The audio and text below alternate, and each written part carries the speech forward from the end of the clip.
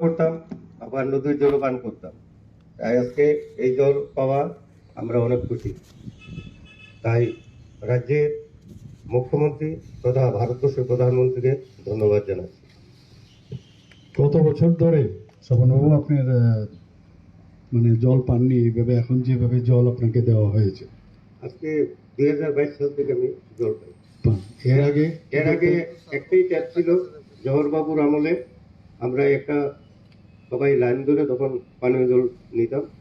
বিজলি না থাকলে পরে তখন জল থাকতো না, তখন নদীর জলই পান করতে হতো। তো আপনার বাড়িতে কে কে আছে? আমার ছেলে আছে, ছেলে বউ আছে। তো সবাই খুশি? সবাই। জল জীবন মিশন মিশনের খবর আগে জানতেন? না, আগে জানতাম না। তো প্রধানমন্ত্রীজিকে ধন্যবাদ দেবেন তো? দিয়েছি। আচ্ছা, তো অন্যান্য পাশের বাড়ি বা ওদের কাছেও গেছে? হ্যাঁ হ্যাঁ, সবার তো সবাই খুশি? সবার বাড়ি বাড়ি। এরকম তো কখনো ভাবেননি যে এইটাও হতে পারে না, এইভাবে নলসের জল, ঠিক না? তো তো মানুষ খুশি হয়েছে, প্রধানমন্ত্রীজির উপর আস্থা আছে।